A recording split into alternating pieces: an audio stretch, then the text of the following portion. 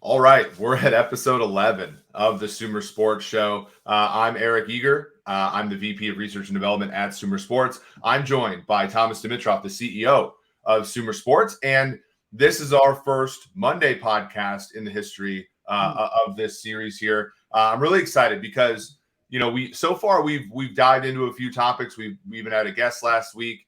But I think what we've gotten, frankly, quite a bit of really good feedback. And so what I want to do with today, Thomas, is start a series where you and I sort of go back and forth on, sort of your expertise. So for people who aren't familiar, Thomas was the GM of the Atlanta Falcons for 12 years. And then prior to that, held various roles, scouting all the way up to executive roles with the Patriots and the Browns and the Detroit Lions. By the way, the Detroit Lions are surging right now. Restore the roar for the Detroit Lions.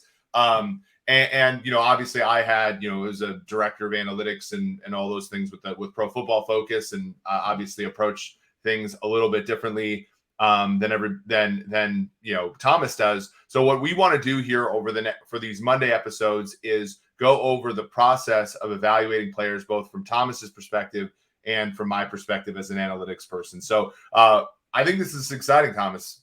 Welcome. Well, look, to do twice a week, and we have a lot going on, so I love it. This is a little bit of a reprieve, right? Step back, talk about football.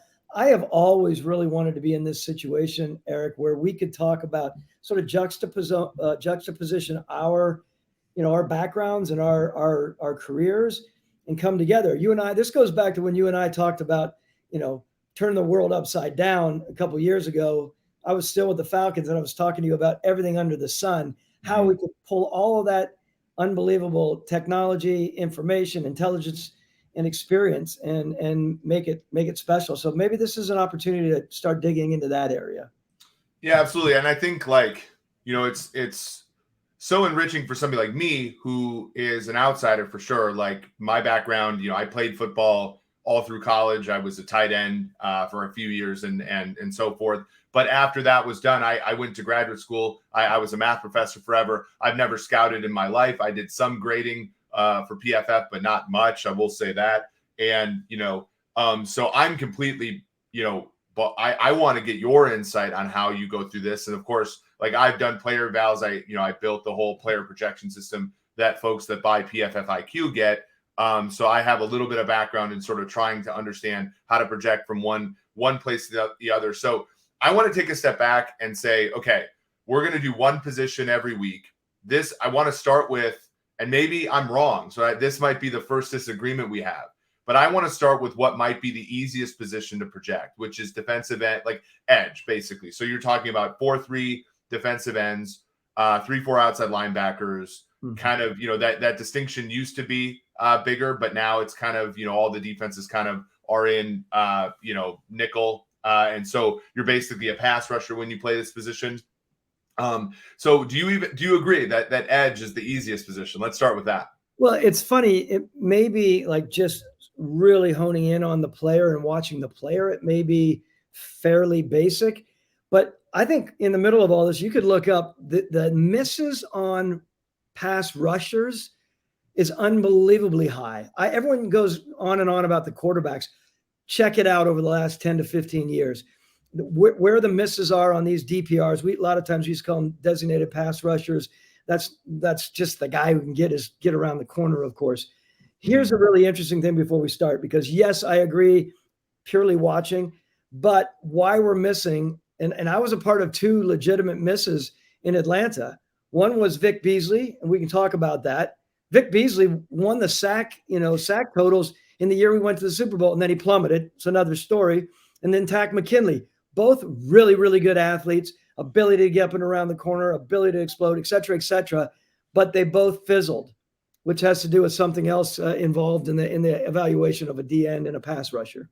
Yeah, for sure. And I think, from my perspective, so like when I think about like analytically, one of the reasons why it's easy is the market. I think, when you look at defensive ends that get second contracts, for the most part, now we've had situations that, Frank Clark for one, so on and so forth. But for the most part, like we do a pretty good job of ordering defensive ends when we look at second contracts. And a lot of times, it's because to be a good defensive end, to be a good pass rusher, you need to have two things. You need to have like otherworldly athleticism, right? So you need to be big and fast and strong. And you also need to be productive, right? And frankly, like I think this is where analytics has done a pretty good job, because we're now better at measuring production for defensive ends, right? We're it's not just sacks. Like I grew up watching the Minnesota Vikings, and you'd have Chris Dolman former Falcon would have 21.5 sacks one year and 7.5 the next. And you're just like, well, is that just noise? Like we've all seen guys miss sacks and stuff, but we're actually pretty good at that. But at the same time, from college to pro, it's really hard to divorce, some production, which could be faux production. You're facing easy tackles, you're facing offenses that are conducive to getting good pass rushers on. And so when you're looking at a defensive end in the college ranks, let's say, what's the first thing you're looking at as far as traits? Let me just lead in by saying, think about this. Anyone out there who hasn't evaluated, always think about it when you're evaluating a player, snap to whistle. It's an interesting approach, because it allows you to keep consistency in every evaluation you may do. Let's just say in the position of DNs. So when you look at the DN on one side of the screen at University of Alabama, and then you look at the other guy because they have two studs, and you're truly looking at it from snap to whistle. The very first thing is explosiveness from off the ball, right? Mm-hmm. The snap off the ball explosiveness is the first thing. Let's talk about that a little bit. Well, yeah. And when you look at explosiveness, it's obviously a thing where you're looking at like how fast they come off the ball contextually, though, right? Because the big thing this year when Trayvon Walker was being drafted number 1 overall by the Jacksonville Jaguars was they didn't ask him to do a lot of, like they didn't ask him to pin his ears back a lot, right? He was kind of a contain rusher. He was kind of this, that, and the other thing. Like, because analytically, what I'm going to do is I'm going to go in and look at what are called true pass sets. And you can look back at Pro Football Focus. I wrote an article about this, before, basically taking out screens, taking out, play action plays, taking out plays where a guy's double team. When you're a scout, do you do that contextualize? Like, do you watch the plays where he's not sort of supposed to be a pass rusher, or do you watch all the plays and kind of see? Because there are some plays I can imagine where I'm going to miss as an analytics guy because there's play action, for example, and he's got to hold the point of attack with a tight end, right? And then he's got to be explosive 2 seconds into the down, right? And that's something that as a scout, you can see and analytically, unless I'm hard coding that into my systems, I'm not really seeing. To your point, there's no question you look on the backside of the play or when they're not necessarily involved in the point of attack moment. Of course, that's really, really important. But that explosiveness, as you just mentioned, can come when they're at the point of attack, when they're getting up on the left tackle to the quarterback, or on the backside. Just mentioned, they're playing off the blocks. They may even drop and get to a situation where they have to show explosiveness in a different way, coming out of a break, coming up to support a certain way. So let me just say I say explosiveness. I'm a big believer in athleticism, pure, natural, explosive reactionary athleticism as a defender. The ability to, again, stop, start, explode out of many, many different elements and many different situations where your body is sort of turned in an off way. To be able to be explosive in that area is really, really big. Now, there are DNs out there, pass rush guys, who are a little bit more methodical, right? They set things up a little bit, and they lull you to sleep a little bit, where you really have to dig in and see at the core what their athleticism, explosiveness is. And that sometimes is not always on the field. We want it to be on the field, Eric, right? Sometimes it has to do with really digging on the drills when we have them out on the practice field, when we're working them out, or when we're at the pro days, or when we're at the combine, and we can really, truly determine their explosiveness. I love to come back to on the field stuff, of course, but you're very correct. Anytime they're on the field, I think you can see explosiveness at different levels. Yeah, and it's what's really interesting is like I think analytics has been able to measure this fairly well. Like, one of my friends, Justice Mosqueda, he sort of looked at, kind of, you look at broad jump, you look at vertical jump, you look at 40, and one of the cone drills, you can really like edge. One of the reasons I said edge is one of the easier positions to evaluate is like those things correlate with on-field production more than they do for most positions. But what's really interesting now, though, is that, and we don't quite have it here. I know some vendors, like telemetry and StatsBomb are collecting college tracking data. Like one of the things we can do, which I think is gonna blend scouting with analytics so well, is like we can measure some of those things, right? We can look and say in the first second of a play, how much ground does this guy cover? And what I found, and I published this paper at Sloan this spring, is like that number correlates really well with 40-yard dash, or correlates really well with 3-cone and broad jump. Like you can measure explosiveness on the field, and you can even contextualize it to what you're saying, which is like whistle to whistle, right? And what I even like more is expound for me for a second. When you look at a guy, like Vic Beasley, like he played in the ACC, right? He's playing against great players. You don't really have to calibrate that. But if you're taking a pass rusher, like I think like Hugh Douglas played for Southern, right? Like, and how when a guy plays for an FCS school, how do you calibrate? Well, you can calibrate that with tracking data maybe a little bit better than you can if you're just watching film, because again, the game is a little slower, but it may be harder for our naked eye to detect. So that's one place where I think there's a lot of things that traditional scouting can detect that the analytics can't. And maybe that's one thing where the analytics can detect it, and maybe traditional scouting will have a harder time when it's something like, what kind of competition is the guy playing? Is the left tackle able to get to 2 yards deep on his kick step so that this guy has a real rep against him or not? I think those are things that analytics can measure maybe a little bit better than traditional scouting, even though there are other things, namely when the play breaks down that traditional scouting can discern. Well, it's a really good point.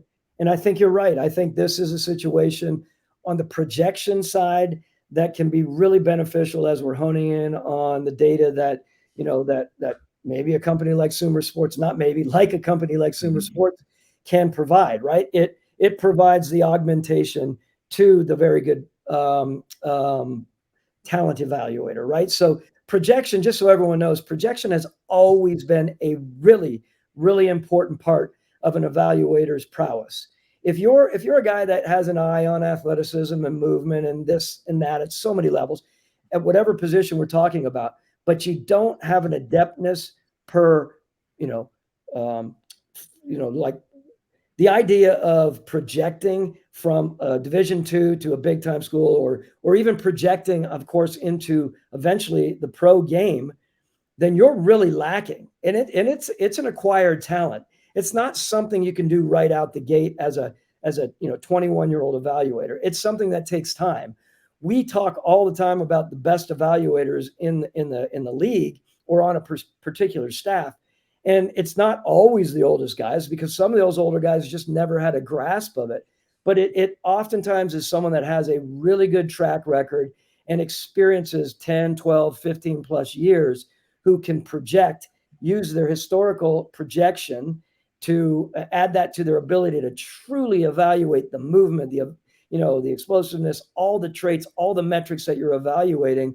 And then you have that complete scout. And we're closest to, where we think we are pretty damn effective as being evaluators. But again, that said, sorry, yes. You bring up so you're saying projection, which I think is cool because it obviously has a meaning for you, which is to say, take something that's happened over here and map it to something that you want, right? And in math, projection essentially means you're taking we will call them vectors, but you call it like a data set, right? And you take those components and you weigh them and you weigh them to get the best sort of I'm using the same word to define it, but projection over there. And so you think about this, when I'm looking at kind of what I'm supposed to do, I'll take all this data, this play-by-play data, for example, and I will say, okay, let's look at, for one, what predicts what. So I think a lot of people would be surprised to know that like pressure rate. So like how often do you get a pressure? And again, there's a number of different ways. ESPN has a way to do it with tracking data. Pro Football Focus charts it manually. I think Sports Info Solution does as well. But pressure data, how frequently you get pressure is better able to predict how often you get sacks more than how often you get sacks in college predicts how well you get sacks. So it's sort of this process versus result. So, and that is, has been able to uncover some hidden gems before. Like Brandon Graham yesterday for the Eagles, he got 3 sacks. His career has historically been one where he got a lot of pressures but wasn't able to finish. And like part of the evaluation process is saying, okay, well, actually, he's undervalued because this pressure rate would theoretically mean this sack rate in the future, but his sack rate's actually a little lower. So people are going to undervalue him in the markets. And like that's part of like what the whole mathematical part of it is, to look at, okay, let's find data that has hidden meaning and hidden value in projecting the things that we want. And we all know that the GMs of the world, they pay for sacks, right? But pressures are what create sacks. So let me add, I have a few things here. So I said explosiveness off the mark, right? So think about explosiveness. We're talking about snap to whistle explosiveness, the acceleration off the ball, the ability to bend around the corner. Your moves with your hands are so many. Your repertoire with your hands is a really, really important part. Again, bending around the corner. We call it bend to the quarterback, whatever it may be. The acceleration, the burst and acceleration out of your bend, which is a big thing. Your body control to get down low. You've seen some of those special ones, Eric, where they're literally touching the ground. And then, of course, the acceleration and the finish and such. Let me just add this. So I just wanted to paint that picture because all of that can be, to the eye of an evaluator, you realize the nuance of what that D end is, right? Smooth, explosive, athletic, fast, strong. We also, what I also want to add is, we add speed to power, which is a really, really important part. Back to your point of pressuring. You get someone who gets off the ball like that, and that speed is rolling. All of a sudden, it's speed, and then all of a sudden he bull rushes someone. And I'm talking about as an outside pass rusher too. I'm not just talking about the big hosses inside. Speed to power element is a really, really cool aspect when you look at some of the top-notch guys. All of that looks good when you're looking at it as an evaluator, right? You're grading these guys really, really high. And hopefully they're regular with their pressures. Now take that individual versus the individual that doesn't have all the traits that I was just trying to describe. Maybe a little bit slower off the ball, lethargic in his moves, can't really bend, stiff. We call them plotters, and their hand fighting is okay. They're nothing. There's nothing special. They're not really overly quick with their hands. You don't see a big burst to the quarterback when you're finishing, and yet statistically, they may come out very high.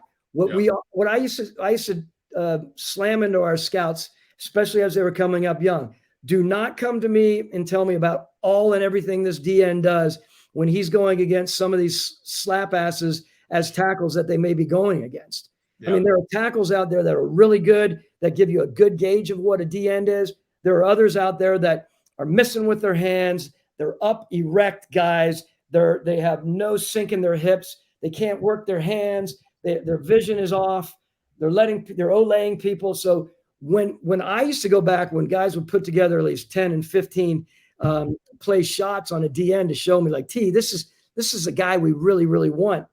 And we would look at the opposition, and it would be amazing to see, of those 9 or 10 shots or 11 or 12 that he got towards the quarterback or pressured the quarterback, that there were many that folded in the inadequacies of the offensive tackle. Let me take back. I don't want to say slap ass. That's my own excitement. No, you're good. But I actually, that brings up a great question. And by the way, for those of you that have come in a little bit late, this is the episode 11 of the SumerSports show. Thomas and I are talking about edge evaluation from my perspective with analytics. His was scouting.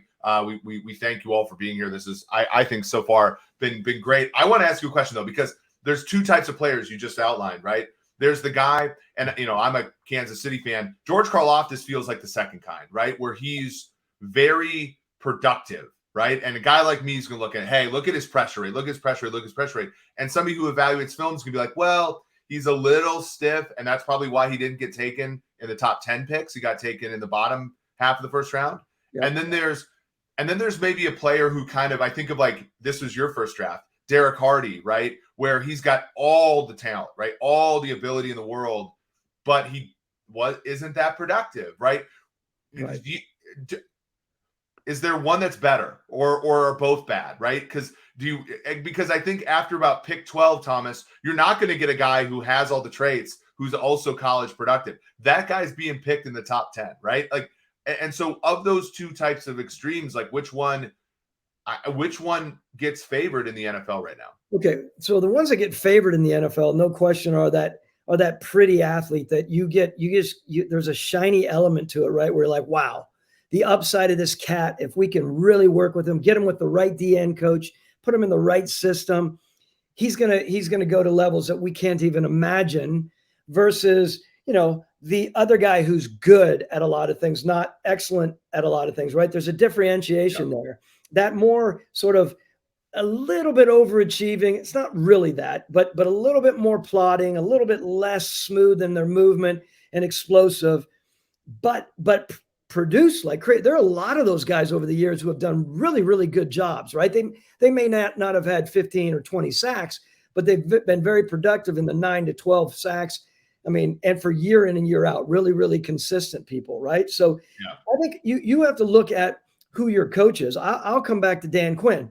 Dan came to us in Atlanta from Seattle, from a very explosive, athletic, just everything was fast, speedy, and explosive, right?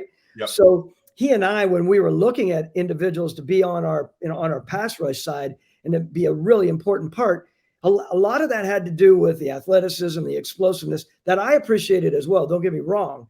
But and I had mentioned at the outset, he and I picked two guys that are really, really athletic and really talented.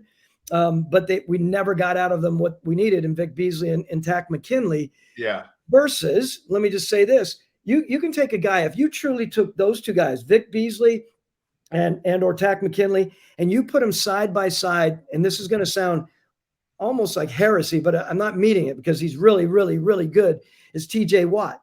TJ wasn't the same type of explosiveness off the ball like these two guys were, right? Just pure natural body control. However, very, very productive and obviously a Pro Bowl type of player, right? So in the end, you can get lulled a little bit by those guys that don't come across looking like that elite athlete out there. And you can get that kind of good moving guy. That's the only way I can describe it. Yeah. And all of a sudden that person ends up excelling year in and year out. And you take that. Well, and I think this is a great question by Darius, because I think it hits on what you're saying, which is, what about somebody like Leonard Floyd, who, and I think I would shudder to call him bad, but he's had different successes, different places. Is that a development thing? I think it partially is development. And we talked about that with Jack on Wednesday, but I think it's also something where analytics can help out. So and I know that this is part of, we've worked together before, and this is, I know that this is how you think as well, but pass rushers, they do things differently depending upon where they are, right? So some guys can rush from the left and the right equally well. Some guys can rush from the interior well. Some guys like George Karlaftis, the Chiefs started putting him over the center, and he's been very productive, right? Now that takes away from some of his value because you never want him over the center on real downs, but on passing downs, he can be effective there. And what I think is interesting, and this is where data can help you, is we can subset that data. So what I used to do at PFF is I used to look and say, okay, how did he do as a left edge? How did he do as a right edge? How did he do as an interior rusher? How did he do when the other team ran play action? How did he do when the other team was in a designated 3rd and 5 or longer passing situation? When everybody knew he had to rush the passer, how did he do? And from there, now some of that data is a little noisy, right? If a guy only has 50 pass rushing snaps from the interior, you're going to draw big error bars around that projection. But then what you can do is you can go and simulate and say, okay, I'm going to put him on the Tennessee Titans, and we're going to have him be a 50% DPR. He's only going to play 50% of his downs on 1st and 2nd down, and look and see what is his production commensurate with his salary. And you can do that. Now you can do that for every position. Edge is an easier one because I can say, look, like Frank Clark's the one, he plays for the Chiefs, and they pay him $100 million, traded 2 picks for him. But if you just made Frank a designated pass rusher, his pass rush numbers would look pretty good. It's the question of are you paying for that, right? And so forth. I think math can help you do that. You can do that calculus in your brain, which is to say he's going to play in this system, doing this kind of stuff, and he can be productive here, even though historically he hasn't been. If you ask him to be this kind of defensive end. So this is great because it allows us to take that player that we're looking at, let's just stay in the spirit of this, of the 8 athlete being the excellent athlete and the 6 athlete being the good athlete, right? Differentiate that way for a minute. Yep. The 8 athlete or the excellent athlete, you're not worried about that as you continue to evaluate and massage your draft board on where that player is, right? Let's just stay on the college side for a minute. You in the back of your mind, you're still a little bit worried about that 6 athlete who ran a 4.87 versus that elite athlete who ran a 4.55, right? You're not concerned about that. You're still in the back of your mind saying, all of my life in scouting and many years, for decades and decades, as long as scouting was a thing, of course, we used to be taught, and this isn't, I'm not saying I was around that long, of course, we used to be taught, make a mistake on speed and athleticism, right? So if you're worried about that 6 athlete who is an adequate speed guy, an adequate athlete, adequate explosive guy, and yet he has sacks coming out of his ears, even compared to the really athletic, top-notch upside guy that you're projecting, right? You're like, yeah, but the potential. And by the way, another adage, don't F it up on potential, because you can project and say, I love this guy. He's got the potential to be. Too many of us have had our hands on our rears after we've picked someone like that, and they haven't reached their potential. And all of a sudden, this 6 athlete over here, who's not the shining star, he ends up consistently winning. What I want to say to you quickly is that idea of taking that athlete, the 6 athlete, and saying, okay, I'm concerned about his lack of explosiveness and smoothness around the corner, and maybe when he really gets with elite talent, he won't be able to deal with those tackles. And then you start digging in to see where his production has come. Not just the schools, but how can we truly do that against, the people that we're evaluating? Again, back to that, evaluate the opponent, because you might have that 6 athlete who has, 55 sacks. And if you really dig in, of those 55 sacks, he only had 10 against guys that we considered top-notch guys themselves and their teams, right? Yeah, for sure. And this is interesting because, for example, Jermaine Johnson was picked in the first round this year by the Jets, and he has a lot of great traits, right? He was absolutely amazing at the Senior Bowl, which we can talk about that at some point too. But 25% of his pressures came against Jacksonville State last year, and you're just like, okay, so we have to grade his production on a curve, along with obviously him as an athlete and stuff like that. I think that's a really good sort of omen there. Yeah, I think it's so interesting, right? And the other part is how do these players complement with each other, right? So when you're evaluating a player, and let's say you're in a well-established group, so you were on the Patriots forever, and you had Mike Vrabel, you had Vince Wilfork, Ty Warren, Jarvis Green, guys who were really good, played their role really well.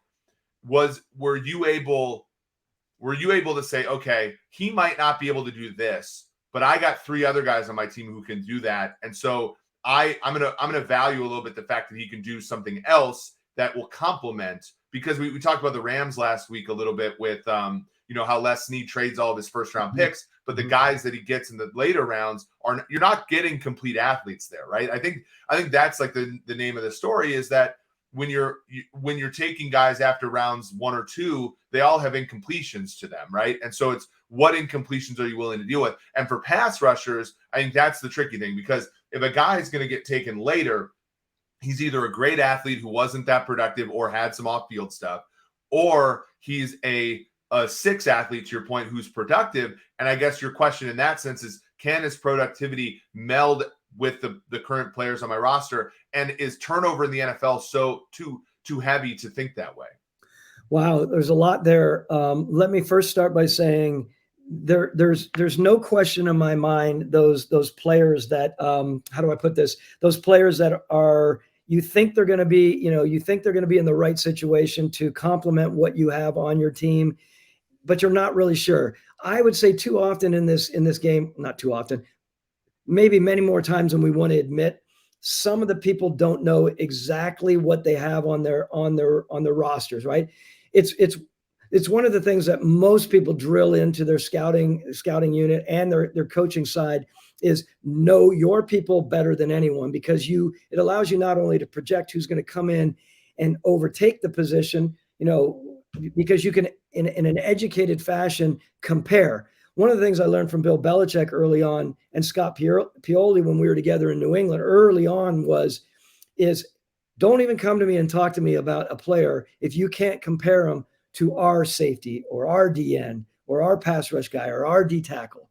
And not only compare he's better than, but have a really firm grasp of how they do compare. And in that, you would be able to project how they would complement each other. But a very, very good point. If you're a team builder, a GM, and this has happened, I've been around organizations before, indirectly and directly, who don't stress that their scouts aren't out evaluating their own talent. And if you don't have a grasp of your own team, it is very, very tough in a full circle, the entire group to put your evaluations together and do the right job in evaluating the total picture, which is a very, very important part, I think, as you're building a team, of course. Yeah. So, well, and to your point, I think when we've talked, in the past, like when I always think like whenever I've been wrong about a player, and I think, I've been, I've had my misses and certainly, I think edge, I've missed less than other positions because, like I said, I think it's easier. But whenever I've missed on a player, it's always been something like, well, the coaches, it was something, it was just like he didn't mesh with the system, or, and the other one, and we can talk about this briefly, is the other one was just like the guy didn't have it mentally, right? And I think edge is maybe a little bit, not to degrade the position, but like edge is one of those positions where it's a little less, there's a little less scheme associated with it. It's very much a put your hand in the grass and be a track athlete a few times a game. And then, but there is scheme to it, right? Every single time I've missed, it's not necessarily been for the production or the physicality. It's been more of like, he doesn't fit in this scheme. He doesn't do what they ask him to do very well, or he doesn't understand the game very well. And those are things, by the way, Thomas, where, when I talk about my analytics, or our analytics, right? Like, obviously we'd like to have that information in our data. Mm-hmm. At Pro Football Focus, I didn't have it. Obviously you guys had it in Atlanta. Would, put a ballpark figure on it. What percentage of that like non play-by-play data analytical thing can you put on a player? It's got to be in the 30 to 50%, isn't it? I was going to say 28%, maybe. Yeah, okay. Maybe that's where my head was going. But it's a very, very good point. And I would say most of the people that are in this job now, back to SumerSports and where we're going, why we're in this business as it is, because, and we've said it a number of times, you can miss on people and you can hit on people, of course, but it's putting the entire roster together, which is really, really important. And being able to take that, again, that evaluator that has a really good grasp of all things evaluation, and being able to take everything that you might offer from an analytic standpoint and with us, and really detailed and cutting edge algorithmic approach. To me, I think there's no better way to do that. If I am a GM today, and I am in the middle of building and thinking about free agency and the draft coming up, and I realize that there is a product out there that's going to help augment my skills, truly, if I'm being honest with all of us, there are some really good evaluators in the GM positions. It's not just about evaluating. Of course, it's about choices being made at so many levels. But I'm going to tell you, the most of the time, the reason that those GMs get to the GM role, besides the odd guys like Howie Roseman and Mickey Loomis and some guys like that who are, and now Kwesi Adolfo-Mensah, who are really, really good football people. They've developed into really good team builders. Their background wasn't scouting.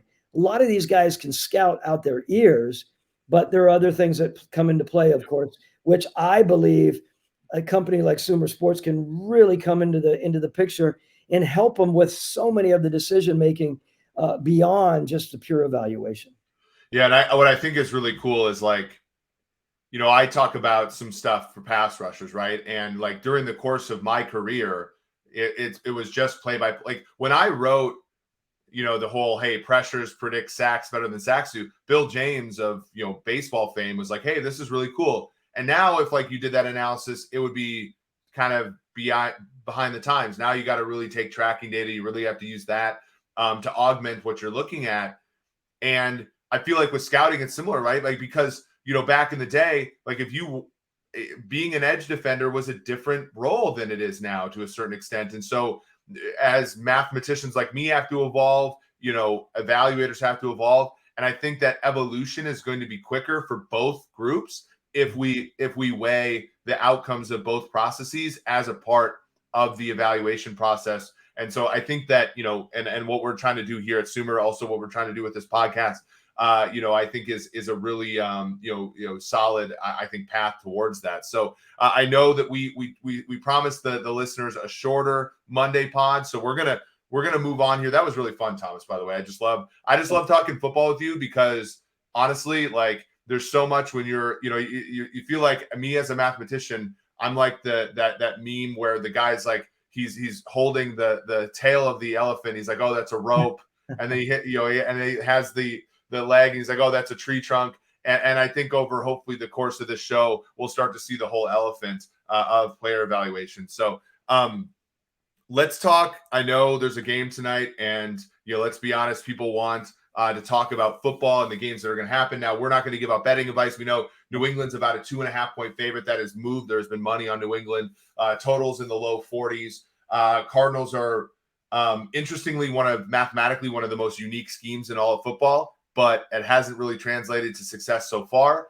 The Patriots, this is a guy, by the way, where I feel like I'm right. I liked Ramondre Stevenson coming out of Oklahoma. I remember messaging a few people in the league, and they were all kind of like, oh, he's got short arms. He's not that fast. Your former or your current friend, but former boss in New England, Bill Belichick, drafts him. He's amazing. This is a game where I think Ramondre Stevenson has a big game. The Cardinals are giving up the shortest passes in the league, but the most yards after the catch in football. And I think that obviously that plays right into the matchup there with Ramondre Stevenson. But we wanted to talk about one player to watch in each game. Thomas, do you want to start with your player?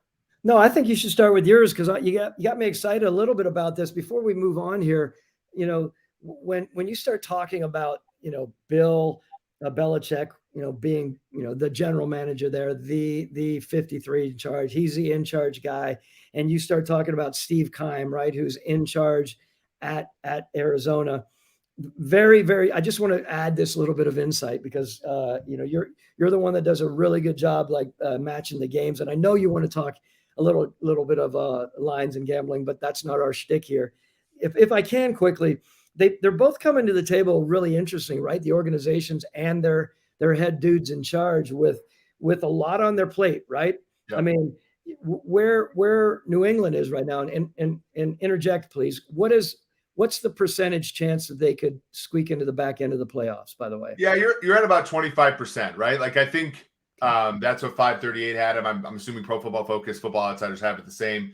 The thing that they have going for them is that the Jets have lost 2 games in a row. The Jets went 0-2 against the Patriots. So if they were ever to meet, have a tiebreaker, 2-on-2 tiebreaker, they would beat a team, that played. The downside though is that the Chargers, who were 6-6, much like the Patriots won a game they weren't supposed to win against Miami last night as underdogs. Justin Herbert was wonderful there. So the Chargers are currently in that 7th position. And so New England would have to leapfrog them. I do not believe they play this year. I could be wrong. I got to look back at the schedule, but that's one in their way. But yeah, if New England gets hot here, like they could make the playoffs, and it would be, of course, the second time in 2 years under Mac Jones that the Patriots have made the playoffs, which would be a good feat. Also, obviously, the Dolphins losing was also big because that's another team that could, because they have a hard schedule, fall off, and New England could surpass them in the standings. So I'm really excited about that. The Cardinals were a team last year. They won 11 games, almost won the division. Their season win total was 8.5. So I think people were looking at last year's team They won a lot of games as underdogs, etc. I think a lot of people looked at that last year's team as a little lucky, right? So they set the win total 8.5. It's a tough transition for them, right? Because they just started to pay their quarterback a lot of money, which, he's got to learn how to be a quarterback of a team without all the weapons because you're paying him all the money. And I think there's a transition there for Arizona. But so if I might, those are great comments, and thanks for helping me with that. When I was talking about Bill and I was talking about like that, to me is fascinating to step back after you're watching the godfather of all of football, the very best head coach in the history of this game, in my opinion, everything he does at every level, right? Being faced with this situation of potentially not making the playoffs, that's a really complicated thing for not only him, of course, but for the organization, how they approach everything. You can only imagine. You can imagine the elements of just natural tension within that building, right? Because you are so used to winning all the time.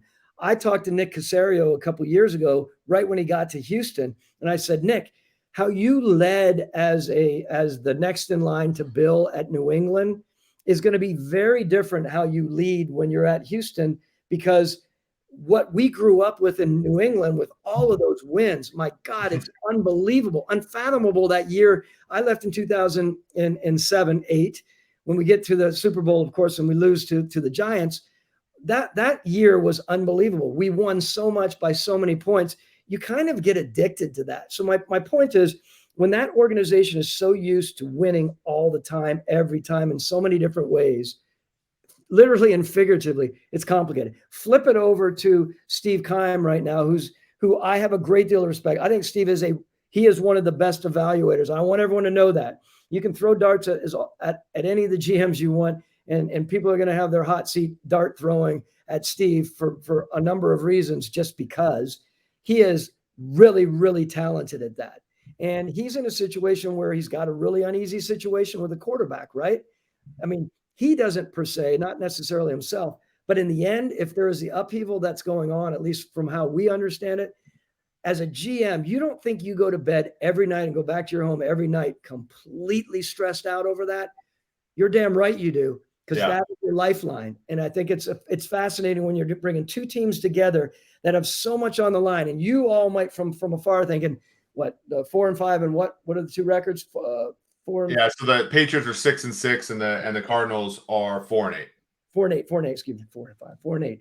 Those are, you think, whatever. No, man, there is a lot going on there. A lot of deep contemplation on where the organization is going from here.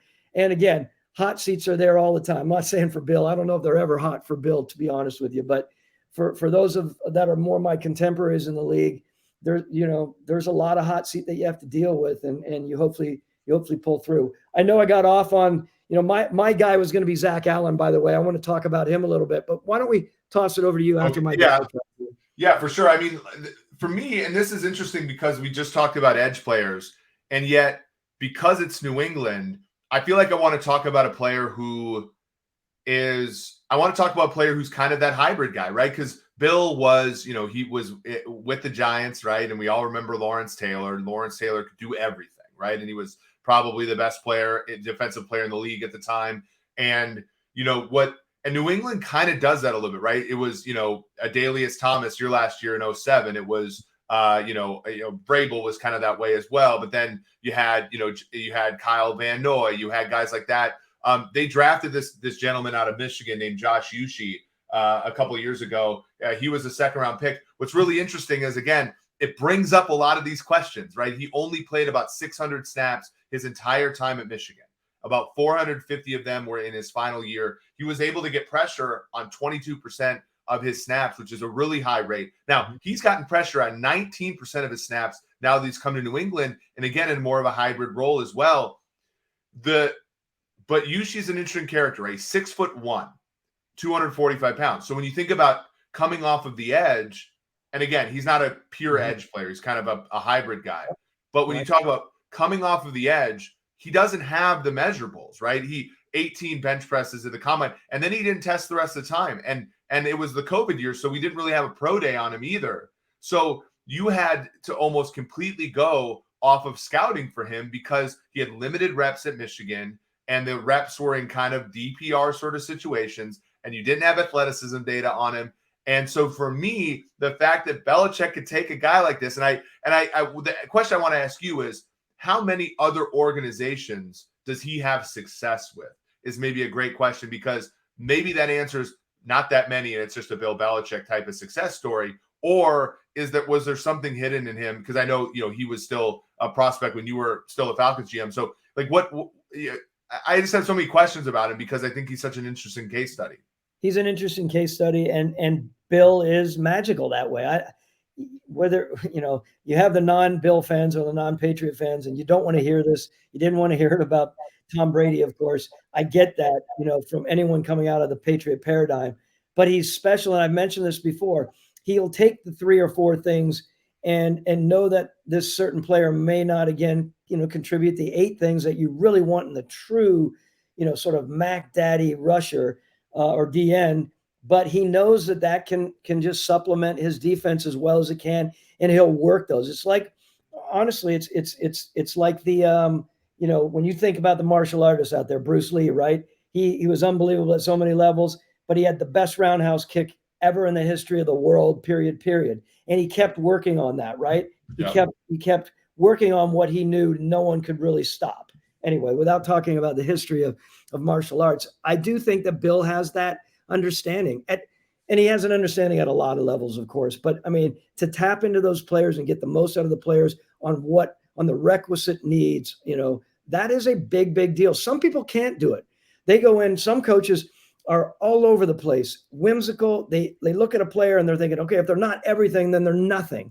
And it's such a bad approach to utilizing your talent when you approach it. And it's also a good lesson for business, right? I think like what you want, you get paid big bucks to be a coach or a GM or a manager of a business, to be able to create a steady environment for the people who work for you to have success, right? And if you're constantly changing what the job description is for a player, I can't imagine that's healthy for a young player. And so what I think is cool about Belichick, and again, like I would say, given the bad luck they've had in the draft, and as well as like what they're dealing with at quarterback and the fact they lost both coordinators recently and et cetera, like I think the Patriots are doing fine relative to expectations. I think we have to be careful, because the Patriots have won 6 Super Bowls, and that's the expectation most of the time. But when you look at, you lose the best player to ever play in the NFL, and you kind of have to think about, okay, like the fact that the Josh Ushis exists, or J.C. Jackson, right? He gets a huge contract. He goes and leaves. Cole Strange was a guy we all thought was overdrafted. He's one of the best guards in football right now.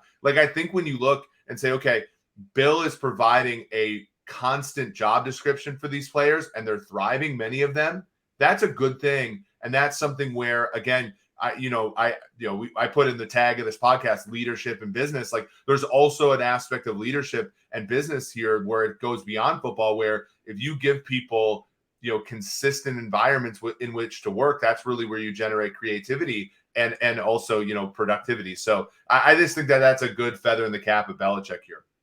It is. And when you start talking about the importance of having a head coach and a general manager relationship, clear communication, whoever is in charge, right? Could be the head coach, of course. And we know some who are really, really successful, of course, Bill and Andy Reid and Pete Carroll, how they do things.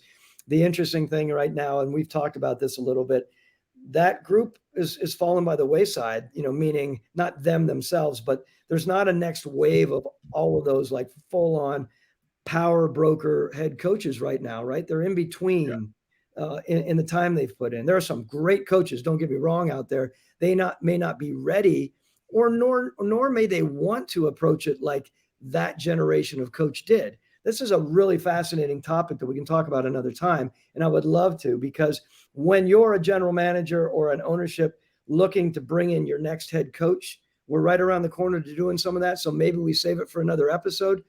There is unbelievable. There are many layers to discuss on this topic. Let's leave that to Wednesday. Let's talk about kind of, because we briefly touched on it Wednesday with the Titans, and kind of maybe there's an evolution there. But for the most part, and I mean, not to give away the game a little bit, but I kind of agree with coaches who want, in the early part of their career just to coach, because I mean, as you know, as somebody who sat in the chair, that's not an easy job to do in and of itself, let alone while you're trying to coach men every Sunday and trying to keep, the train on the tracks. We've had this conversation a lot, and I won't beat it to death. When you're a GM and you're hiring someone, yes, you would love them to come in and get their feet on the ground, head above water for 2, 3, 4, 5 years. Maybe on the second contract, you're much more open as a general manager. Say, hey man, you want final 53? I'm willing to do that. You've proven that you're capable of doing what you're doing and you're thriving in it. Let's make that move. If you believe, head coach, that it's important to take your team to another level and you need that, then let's discuss it. Coming out the gate, giving that to a head coach, young head coaches, can be complicated. And there are some really good ones who have done really good work with that. But there have been also others that have gotten that coming out of the gate, and within 2 or 3 years are like, man, all I want to do is coach this team. I don't want to worry about all the nonsense. Yeah. So, for sure. And it's always harder, right? By the way, and this is a lesson to everybody. You can chase all the responsibility in the world. It's harder than to go back and say, hey, I want to do less. So be careful about what you end up committing to, because again, like there's, grow into things and understand that how difficult and how widespread those things can be. So Zach Allen's your player for tonight. Yeah, Zach Allen's my player for tonight, but I think we don't have time to talk. Only reason I want to bring it up is the last thing is, as I was talking earlier about that elite 8 athlete versus the 6 athlete, and watching some of these guys that I've missed on in the past at a number of levels who weren't, again, the shiny, smooth flowing athlete that we all want, because we have such a need. I've made my mistakes in the past, and I guarantee every GM in this league over the history of this league have made their mistakes many times on over needing, so to speak. Like they had such a need to get up and around the corner to the quarterback that they saw this athlete that would take them to the promised land.